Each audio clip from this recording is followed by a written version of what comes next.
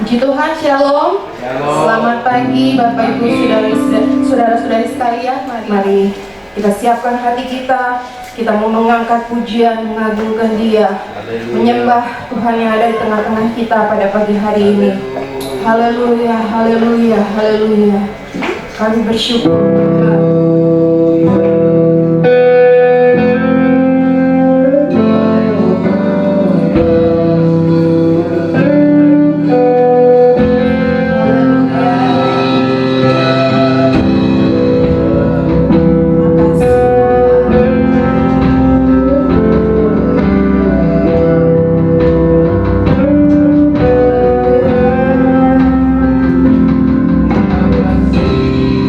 Kasih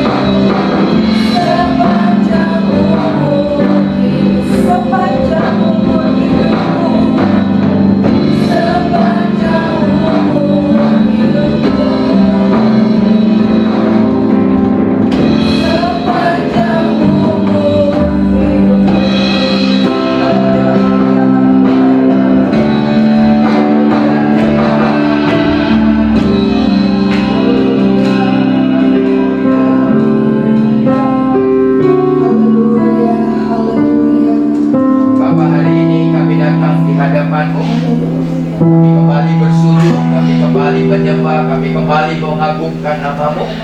Kami mau berdoa, Tuhan jamah hadir di tengah-tengah kami.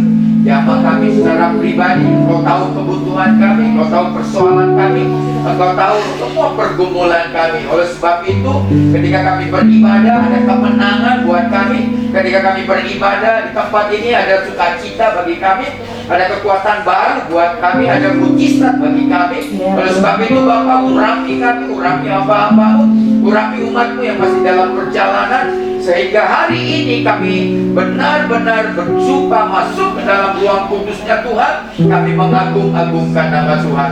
Hari ini kami tahu Engkau disenangkan, karena seluruh hati kami persembahkan untuk Tuhan. Di dalam nama Tuhan Yesus, kami berdoa dan menyerahkan ibadah ini sepenuhnya dari awal sampai akhirnya. Di dalam nama Bapa, Putra dan Roh Kudus. Haleluya. Amin. Amin. Mari bangkit berdiri bersama-sama, berikan pujian dan penyembahan bagi Allah kita.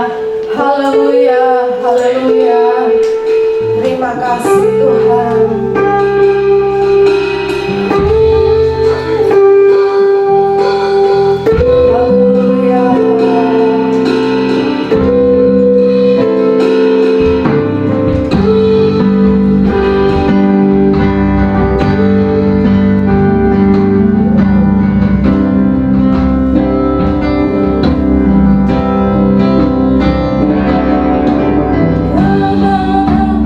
Aku dapat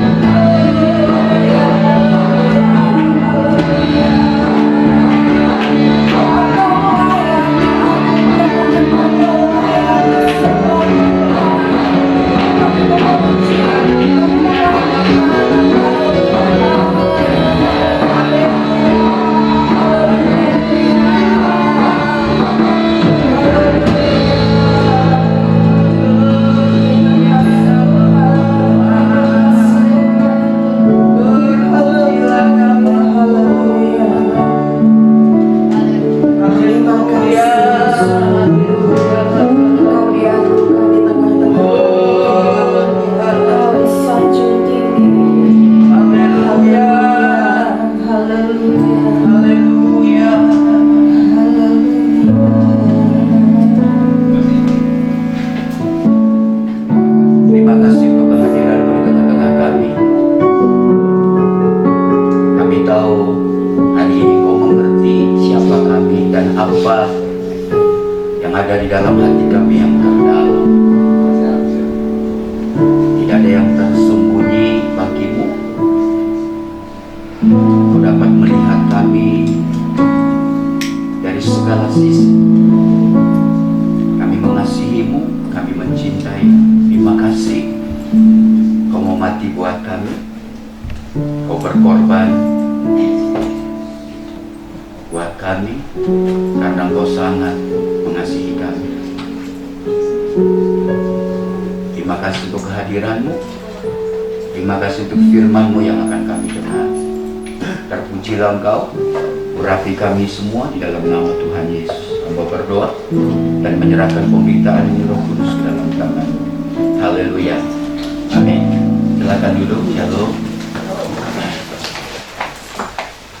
Hati-hati dengan 3 rangkai dosa yang sebenarnya ini sebagai hanya nasihat buat kita yang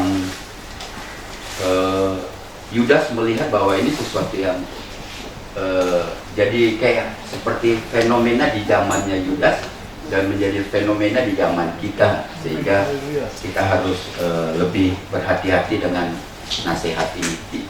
Hati-hati 3 rangkai dosa. Katakan Yudas pasal yang pertama, supaya langsung masuk saja. Yudas pasal yang pertama ayat yang ke-11 sampai dengan ayat yang ke-12.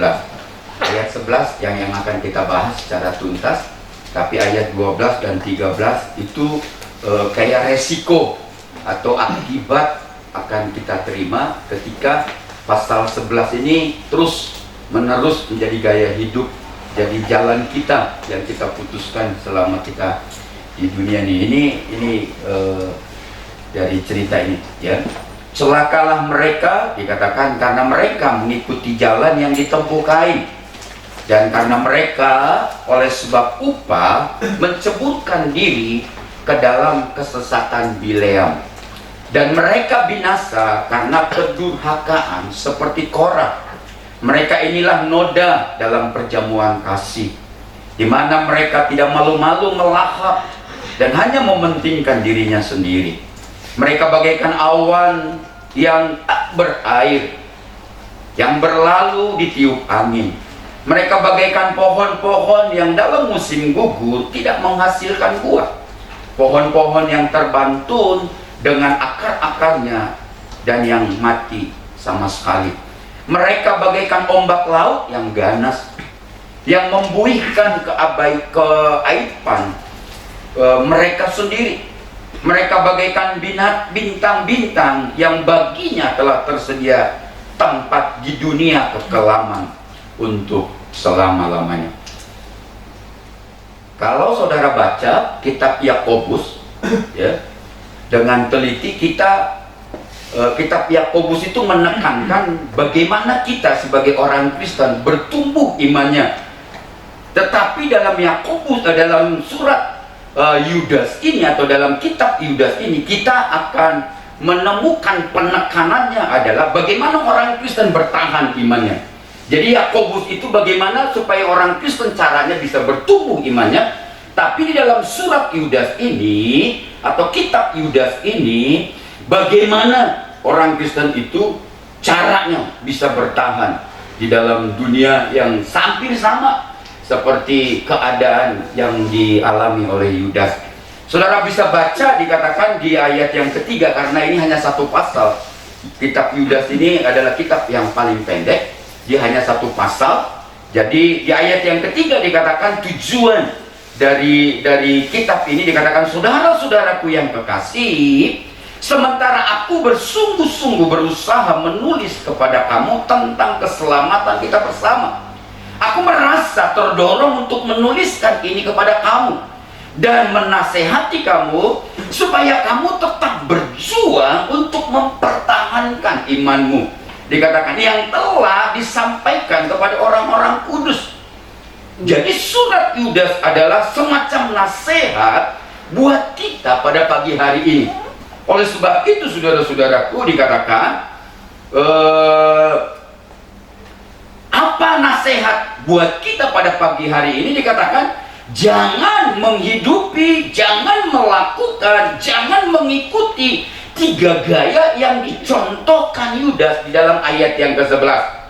Gaya hidup, jalan yang mereka jalani, apa yang dicontohkan oleh Yudas. Pertama dikatakan, coba langsung buka, dikatakan jalan Kain di ayat yang ke-11. Siapa Kain? Anak pertama yang lahir ke dunia ini, juga yang dilahirkan dari manusia pertama, Adam dan Hawa. Apa yang dilakukannya? Jalan seperti apa yang dijalani? Kelakuan seperti apa yang dilakukan oleh Kain? Sehingga Yudas ingin memberitahukan kepada kita, jalan ini nggak boleh dijalani. Jalan ini jangan menjadi jalan kita di masa-masa sekarang ini. Apa yang dilakukan? Saudara bisa baca kitab Kejadian pasal yang keempat, ayat yang ketiga sampai dengan ayat yang kelima dikatakan Kain mempersembahkan sebagian dari hasil tanah itu kepada Tuhan. Di ayat yang ketiga dikatakan Habel mempersembahkan korban persembahan dari anak sulung kambing dombanya kepada Tuhan. Di ayat yang keempat Tuhan mengindahkan korbannya Habel, tetapi dikatakan di ayat yang kelima persembahan Kain tidak diindahkan Tuhan. Lalu dikatakan hati Kain menjadi sangat panas dan mukanya muram. Jadi pertama kalau saudara melihat apa yang ingin disampaikan oleh kitab Yudas sebagai nasihat buat kita pada hari ini adalah orang-orang yang mengikuti jalan Kain adalah orang-orang yang hatinya dipenuhi dengan iri hati dan kedengkian. Hati-hati dengan jalan ini, saudara-saudara. Memang ini tidak enak untuk kita dengar, tapi nasihat ini penting bagi kita di masa-masa sekarang ini. Iri hati dan dengki atau dengki timbul karena tidak memiliki sesuatu yang unggul. Ada beberapa artikel mengatakan, mengapa orang bisa iri hati? Karena di dalam dirinya merasa nggak ada yang unggul, nggak ada yang perlu diperlihatkan, nggak ada yang dibanggakan kepada orang lain. Sedangkan orang lain dia melihat ada begitu banyak hal, ada begitu banyak yang bisa dibanggakan, sehingga dia iri. Kenapa saya nggak seperti dia? Kenapa saya nggak memiliki apa yang dia miliki? Gitu ya. Jadi dia katakan iri hati atau dengki adalah karena dia atau seseorang itu tidak memiliki sesuatu yang unggul dalam dirinya, baik itu prestasi ataupun kekuasaan. Manusia itu, saudara-saudaraku, salah satu keinginannya adalah berkuasa. Nah, kadang-kadang kita nggak dapat ini, jadi iri kepada orang lain. Orang lain berprestasi, kita nggak berprestasi, jadi iri. Dan ini jalan yang ditempuh oleh Kain, yang menjadi awasan bagi kita sama-sama. Hati-hati, saudara. Iri hati atau dengki menginginkan sesuatu yang tidak dimilikinya, atau mengharapkan apa yang dimiliki orang lain itu hilang dari orang itu. Sehingga dia katakan, kalau lu nggak dapat, gue juga nggak dapat. Daripada lu dapat, mendingan sama-sama nggak dapat. Lebih parah lagi, dia doakan apa yang didapatkan orang itu hilang, sehingga sama-sama nggak punya apa-apa. Ini iri hati, saudara-saudara. Jalan Kain ini sangat berbahaya. Dan Yudas mengatakan, hati-hati dengan jalan ini, karena jalan ini membawa kepada kematian dan maut, saudara-saudaraku. Alkitab penuh dengan kisah orang-orang yang dicatatkan karena iri hati melakukan sesuatu, saudara, yang tidak terpuji dan sangat berbahaya. Kain iri terhadap Habel karena Tuhan menerima korbannya, sehingga Kain kemudian melakukan dosa lain, yaitu apa? Membunuh adik kandungnya. Ini iri hati, saudara-saudara. Saudara-saudara, Yusuf iri hati terhadap dia karena Yakub bapaknya lebih menyayangi adiknya. Dan dengan mimpi-mimpi yang diceritakan oleh Yusuf, mereka tuh akhirnya menjual Yusuf dan menjadi budak di Mesir. Karena iri hati Yusuf sangat menderita, saudara-saudara. Hati-hati dengan jalan ini. Saul iri hati kepada Daud yang berhasil membunuh Goliat dan banyak musuh Israel, sehingga rakyatnya memuji-muji dia, mengagung-agungkan Daud. Sedangkan Saul, seorang raja yang ketiga itu, yang seharusnya mendapatkan pujian dari rakyatnya, nggak mendapatkannya. Saudara bisa melihat kisah Saul, bagaimana Saul ingin membunuh Daud dan berusaha ingin terus-menerus mengejar untuk memusnahkan dan menghancurkan Daud. Ini bahaya iri hati, saudara-saudara. Dalam perjanjian baru, Herodes iri hati karena dia mendengar dari, kalau saudara mendengar dari orang-orang Majus bahwa akan ada pemimpin baru, akan ada raja yang baru lahir. Akibat iri hati, dia perintahkan supaya semua bayi-bayi yang lahir dimusnahkan, dibunuh. Ini iri hati. Hati-hati dengan itu. Sehingga Herodes itu memerintahkan berusia di bawah 2 tahun, yang mengancam posisinya, yang mengancam kepemimpinannya, dibunuh. Bahaya. Yudas ngomong, hati-hati dengan jalan ini. Hati-hati dengan prinsip ini. Hati-hati dengan sikap ini. Hati-hati dengan apa yang ada di hati kita. Apalagi kalau sudah iri. Orang-orang Farisi dan ahli-ahli Taurat karena iri hati kepada Yesus, karena pengajarannya, pelayanannya begitu dikagumi orang-orang ketika itu, sehingga orang-orang Farisi dan ahli Taurat menangkap dan menyalibkan Yesus, menangkap dan membunuh Yesus. Saya berpikir contoh ini cukup bagi kita berhenti iri hati.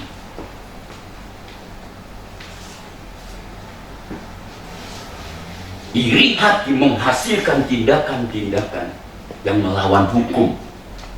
Iri hati menghasilkan tindakan-tindakan yang menyakiti hati Tuhan. Iri hati menghasilkan tindakan-tindakan di luar nalar kita.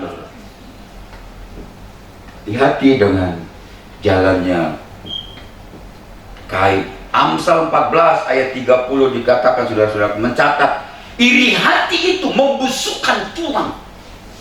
Markus 7 ayat 22 mencatat iri hati adalah bagian dari perbuatan yang dikategorikan sebagai perbuatan yang menajiskan. Galatia pasal yang kelima ayat 19 sampai dengan ayat yang ke-20 mencatat iri hati adalah salah satu daftar perbuatan daging. Perbuatan daging ini yang tidak akan pernah masuk ke dalam kerajaan Allah. Betapa mengerikannya, saudara-saudara. Kedua, jalan siapa yang tidak boleh kita ikuti sebagai nasihat dari Yudas? Jalan Bileam. Siapa Bileam ini, saudara? Mau tidak mau kita harus bongkar ke dalam, walaupun ini di dalam perjanjian baru, tapi kisahnya diceritakan dalam perjanjian lama. Siapa Bileam? Cerita tentang Bileam dapat ditemukan dalam kitab Bilangan pasal 22 sampai pasal 24. Dengan waktu yang singkat tidak mungkin kita baca semua, tapi kita akan coba. Saya akan, apa yang dilakukan? Apa yang dilakukan Bileam, saudara-saudaraku? Jadi perkataannya menjadi sebuah kenyataan. Dia ngomong A, pasti jadi A. Dia ngomong B, pasti jadi B. Contohnya begini. Hai engkau si Budi, engkau diberkati, pasti diberkati. Tapi kalau dia ngomong sebaliknya, hai Budi, engkau terkutuk, pasti terkutuk. Ini luar biasa talentanya, luar biasa karunianya. Coba kalau saya punya karunia ini, saya ngomong semua, hei, apa? Pak Lim Johan, jadi kaya raya, jadi kaya, saudara. Hai Medi, gitu kan, Medison, jadi pengusaha sukses, jadi pengusaha sukses, luar biasa. Tapi kalau si Budi, ya karena nggak ada si Budi di sini, hai Budi, terkutuklah, jadi terkutuk, saudara-saudara. Kalau dia nggak punya jodoh, tiba-tiba saya mau punya jodoh. Punya jodoh, keren nggak? Dia nggak udah lama 20 tahun nggak punya anak atau 15 tahun. Terlalu lebay kalau 20, kasihan. Dia 20 tahun, ada 15 tahun atau 10 tahun nggak punya anak. Kita ngomong tiba-tiba si Bileam ngomong punya anak, punya anak. Keren amat nih. Sudah 15 tahun nggak punya pacar, jadi bujang lapuk. Dia mau besok punya pacar. Inilah Bileam, luar biasa. Kalau dia berkata engkau dikutuk, orang itu pasti dikutuk. Kalau dia berkata engkau diberkati, orang itu pasti diberkati. Oleh sebab itu, saudara-saudaraku, itulah sebabnya Raja Moab meminta bantuannya untuk apa? Coba baca Bilangan pasal 22 ayat 6. Lompat ayat 14 sampai dengan ayat 19. Karena itu datanglah dan kutuklah bangsa itu bagiku, kata Raja Moab. Siapa yang dikutuk? Bangsa Israel, saudara-saudara. Sebab mereka lebih kuat daripadaku. Mungkin aku sanggup mengalahkannya dan menghalaunya dari negeri ini. Sebab aku, dikatakan, sebab aku tahu siapa yang kau berkati, dia mengarai berkat. Dan siapa yang kau kutuk, dia terkena kutuk. Dia katakan, ayat 14, lalu berangkatlah pemuka-pemuka Moab itu, dan setelah mereka sampai ke Balak, berkatalah mereka, Bileam menolak datang bersama-sama dengan kami. Ayat 15, tetapi Balak mengutus pula pemuka-pemuka yang lebih banyak dan lebih terhormat dari yang pertama.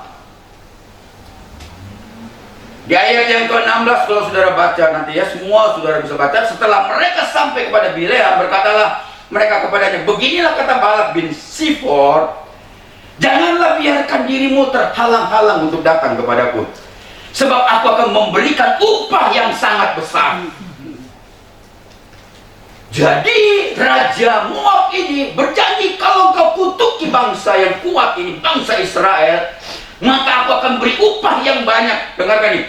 Dan apapun yang kau minta kepadaku, aku akan mengabulkannya. Datanglah dan serapalah bangsa itu bagiku.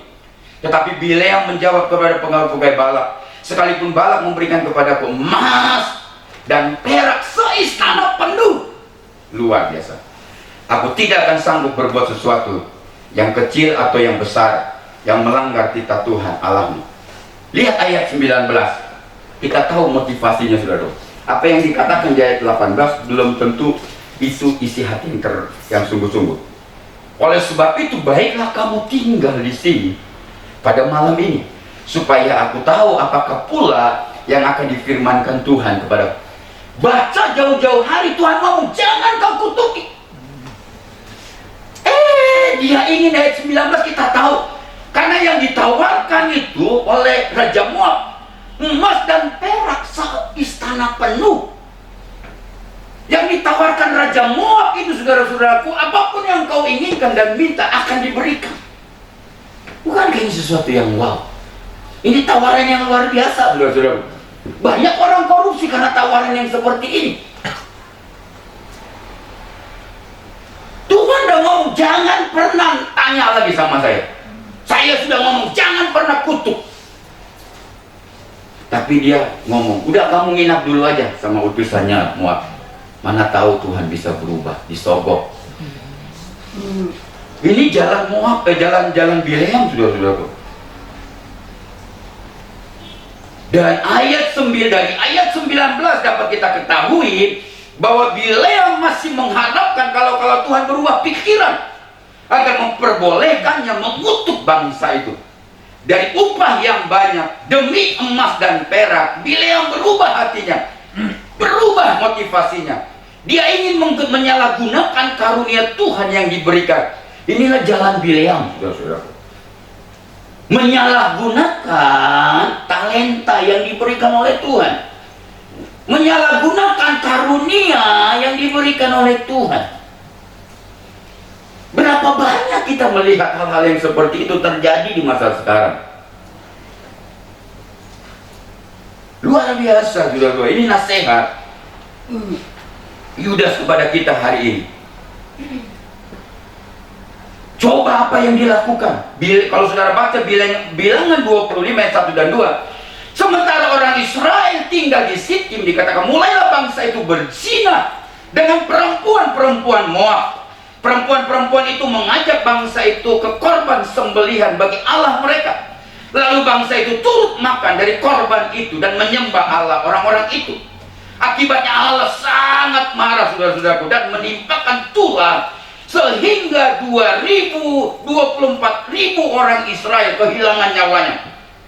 Siapa saya ngomong, siapa yang mengajari orang Israel itu berzina kepada perempuan-perempuan Moab? Itu nasihat Bileam, saudara-saudaraku. Saudara baca bilangan pasal 31 ayat 16. Bukankah perempuan-perempuan ini atas nasihat Bileam menjadi sebabnya orang Israel berubah setia kepada Tuhan dalam hal Peor, sehingga tulah turun ke atas umat Tuhan. Rupanya yang mengajari laki-laki orang Israel ini berzina kepada perempuan-perempuan Moab, sehingga perempuan-perempuan Moab ini mengajari bagaimana menyembah ilah-ilah sehingga Tuhan murka. Saya ngomong jalan Bileam itu adalah kita kalau mengikuti jalan Bileam, kita dulu setia sama Tuhan, kita cinta sama Tuhan. Tapi karena nasihat Bileam ini kita berubah cinta, berubah setia, nggak setia lagi sama Tuhan. Akibatnya fatal, saudara. Baca kitab Wahyu pasal 2 ayat 14. Tetapi aku mempunyai beberapa keberatan terhadap engkau. Di antaramu ada beberapa orang yang menganut ajaran Bileam, yang memberi nasihat kepada Balak untuk menyesatkan orang Israel supaya mereka makan persembahan berhala dan berbuat zina. Jalan Bileam mengubah seseorang dari setia kepada Tuhan menjadi tidak setia. Nah, Yudas ngomong hati-hati dengan jalan ini. Jalan ini sangat berbahaya, saudara. Hati-hati dengan jalan ini. Dari 2 Petrus pasal 2 ayat 15 dikatakan, oleh karena mereka telah meninggalkan jalan yang benar, maka tersesatlah mereka, lalu mengikuti jalan Bileam, anak Beor, yang suka menerima upah untuk perbuatan-perbuatan jahat. Tetapi Bileam beroleh peringatan keras untuk kejahatannya, sebab keledai beban yang bisu berbicara dengan suara manusia dan mencegah kebebalan dari nabi ini. Dari Petrus kita dapat mengetahui bahwa Bileam adalah seorang yang suka menerima upah untuk melakukan perbuatan jahat. Ini jalan Bileam, saudara. Ini juga introspeksi bagi kita hamba-hamba Tuhan. Kita berani berkata tidak, padahal Allah mengatakan iya, hanya demi upah. Berani berkata iya, padahal Tuhan berkata tidak, hanya demi upah. Kita selewengkan Alkitab, kita selewengkan kebenaran, hanya demi upah. Jemaat juga melakukan hal yang sama. Dia berani menjalani sesuatu yang Tuhan tidak inginkan kau jalani, menghidupi sesuatu yang tidak Tuhan inginkan kau hidupi, memiliki nilai yang Tuhan tidak inginkan kau memiliki nilai itu, memiliki prinsip yang Tuhan tidak mau kita memiliki prinsip itu. Hati-hati, ini jalan Bileam, hanya demi upah, hanya demi rupiah, hanya demi uang. Hati-hati dengan jalan ini. Yang ketiga, jalan Korah. Siapa Korah? Saudara bisa baca bilangan pasal 16. Dia ini sepupu dari Musa dan Harun. Apa yang dilakukannya, saudara-saudaraku?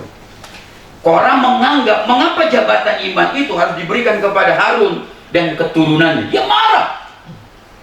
Apa hebatnya Harun? Gitu kan? Saya lebih hebat dari Harun. Itu jalannya Korah, cara prinsip, cara berbicara. atau cara berpikir yang salah. Maka Korah mengajak Datan dan Abiram melakukan pemberontakan. Bilangan 16 ayat 3 dan sampai dengan 5 dikatakan, maka mereka berkumpul mengerumuni Musa dan Harun serta berkata kepada keduanya, sekarang cukuplah itu, segenap umat itu adalah orang-orang kudus dan Tuhan ada di tengah-tengah mereka. Mengapa kamu meninggi-ninggikan diri di atas jemaat Tuhan? Ketika Musa mendengar itu, sujudlah ia, dan ia berkata kepada Korah dan segenap kumpulannya, besok pagi Tuhan akan memberitahukan siapa kepunyaannya dan siapa yang kudus, dan ia akan memperbolehkan orang itu mendekat kepadanya. Orang yang dipilih, yang akan dipilihnya, akan diperbolehkannya mendekat kepadanya. Ini jalan Korah. Korah itu terkenal dengan beberapa artikel, disebut dia durhaka. Jalan Korah itu jalan kesombongan. Jalan Korah itu jalan pemberontakan. Jalan Korah itu jalan yang suka menghakimi. Jalan Korah itu jalan yang suka meremehkan orang lain. Jalan Korah itu menganggap dirinya lebih hebat, menganggap dirinya lebih benar, menganggap dirinya lebih berkuasa, menganggap dirinya lebih segala-galanya daripada orang lain. Itu jalan Korah. Akhirnya Korah mengajak Datan dan Abiram, saudara-saudaraku, dengan 250 orang. Semuanya Alkitab catat adalah orang-orang kenamaan dan orang-orang terkenal untuk memberontak kepada Harun dan Musa. Ini jalan, saudara-saudaraku, jalannya Korah yang harus dihindari di masa sekarang.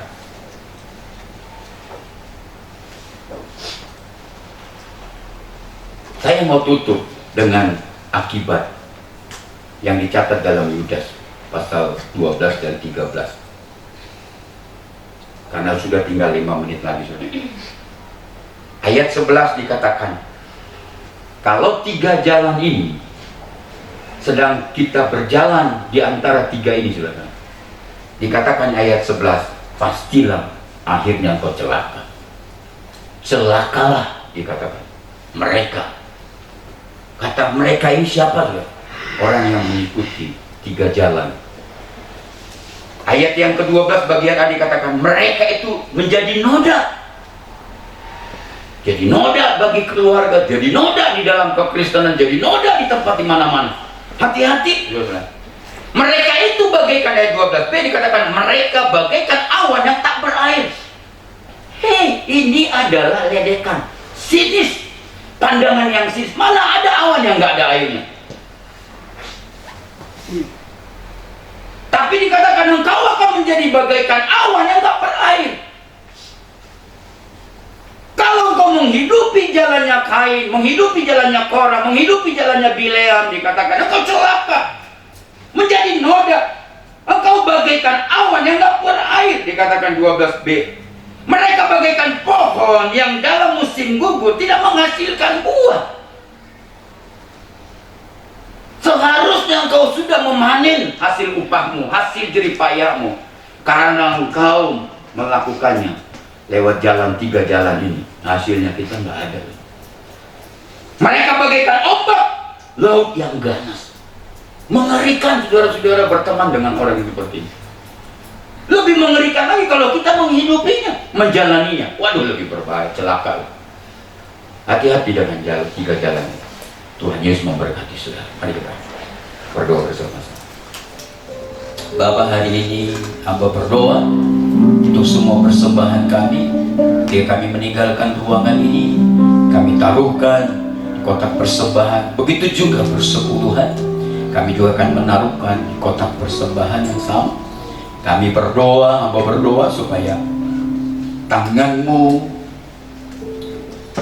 ada di atas kepala mereka masing-masing, sehingga tangan-Mu mengurapi, memberkati, menaungi, dan terus membawa keberhasilan buat mereka. Tutup bungkus mereka dengan kuasa darah-Mu, pagari mereka dengan malaikat-malaikat-Mu, dimanapun mereka dan kemanapun mereka pergi, apapun yang mereka lakukan, bukan hanya perlindungan tangan-Mu yang bersama dengan mereka, tapi berkat-berkat-Mu ada di tengah-tengah mereka. Terima kasih kami dapat memberi dan mengembalikan persepuluhan kami. Angkatlah tanganmu saudara-saudara. Pulanglah saudara-saudaraku yang diberkati Tuhan. Bawalah berkat dari Allah Bapa kita, kasih sayang dari Yesus Kristus, serta persekutuan dari Roh Kudus akan menaungi hidupmu dan hidup saya hari ini sampai selama-lamanya. Haleluya. Mari kita sama-sama mengatakan amin. Selamat pulang, Tuhan memberkati. Shalom. Terima kasih telah mengikuti ibadah online GSCA Efrata. Untuk persembahan umum dan persepuluhan dapat ditransfer melalui rekening BCA dengan nomor rekening 1763013344 atas nama Gereja Sidang Jemaat Allah. Untuk memudahkan pencatatan bendahara gereja, sangat membantu sekali jika setiap persembahan dibedakan dengan cara sebagai berikut. Untuk persembahan umum, berikan angka 1 pada digit terakhir nominal. Contoh 20.001. Untuk persepuluhan, berikan angka 2 pada digit terakhir nominal. Contoh 20.002. Jangan lewatkan ibadah online di channel GSCA Efrata selanjutnya. Dan jangan lupa subscribe dan aktifkan notifikasinya. Selamat bergabung di keluarga GSCA Efrata. Terima kasih sudah beribadah bersama kami. Tuhan Yesus memberkati.